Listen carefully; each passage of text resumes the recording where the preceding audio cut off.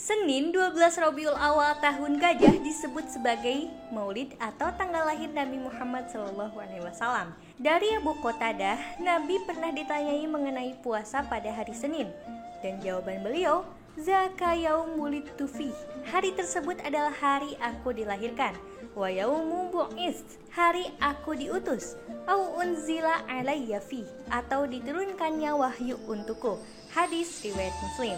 Mengenai tahun kelahiran beliau adalah pada tahun Gajah, Ibnu Qayyim dalam Zadul Ma'ad berkata, tidak ada perbedaan pendapat para ulama tentang kelahiran Nabi di kota Mekah dan kelahirannya di tahun Gajah. Lalu, bagaimana mengenai tanggal dan bulan lahirnya Nabi? Apakah benar-benar tanggal 12 Rabiul Awal?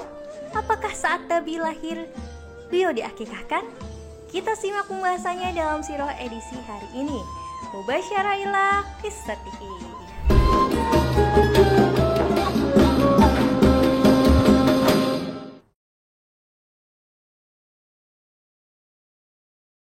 Nabi Muhammad dilahirkan dari seorang ayah bernama Abdullah yang digambarkan sebagai pemuda yang tampan dan baik.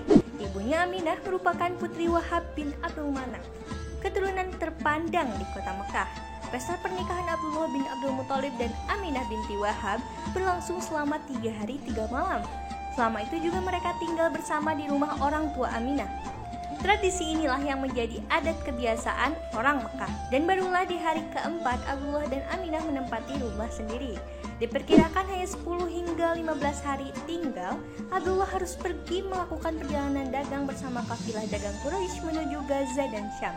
Abbas Al-Aqad dalam buku Mutlaq An-Nur menulis bahwa kepergian Abdullah ini bagian dari ketundukan dan ketaatan atas disiplin keluarga besar Quraisy. Dalam perjalanan dagang ini, Abdullah dikabarkan meninggal dan Nabi Muhammad pun lahir sebagai seorang yatim. Saat mengandung, Aminah tidak mengalami kesulitan apapun sebagaimana yang dirasakan para wanita lain saat mengandung. Perihal waktu kelahiran Nabi, terjadi perbedaan pendapat di antara para ulama, khususnya perihal tanggal dan bulan kelahirannya.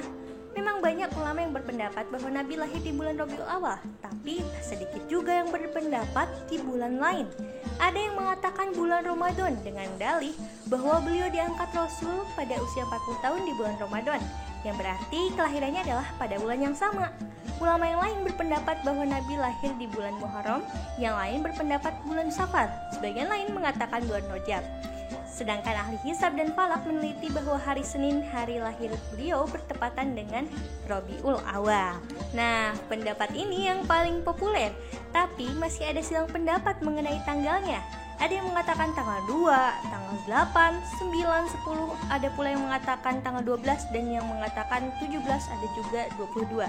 Al-Mas'udi, seorang sejarawan, mengungkapkan bahwa kelahiran Nabi jatuh pada 8 Rabiul Awal.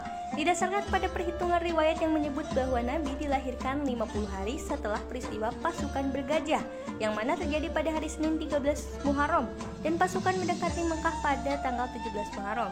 Wallahu alam ya teman-teman, terlepas dari semua perdebatan itu, pada faktanya waktu kelahiran Nabi tidak ada kaitannya dengan ibadah atau syariat manapun.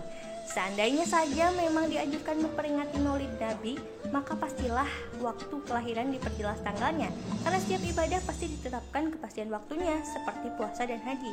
Tapi bukan berarti kita meremehkan waktu kelahiran, karena Nabi sendiri mensyukuri kelahirannya, bahkan pernah merayakannya.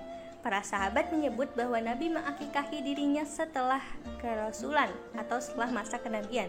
Namun menurut fatwa Imam As-Suyuti, beliau menyembelih kambing untuk menunjukkan rasa syukur atas kelahirannya, bukan pengulangan akikah. Karena pada hari ke-7 kelahirannya Nabi sudah diakikahkan oleh Abdul Muthalib, dan tradisi akikah ini sudah ada sejak zaman Nabi Ibrahim. Masyarakat Arab jahiliyah sudah terbiasa menyembelih kambing atau domba untuk kelahiran seorang anak. Salah seorang sahabat bernama Buraidah berkata, dahulu adat kami pada masa jahiliyah, jika ada kelahiran anak, maka mereka menyembelih kambing, kemudian melumuri kepala bayi dengan darah kambing itu.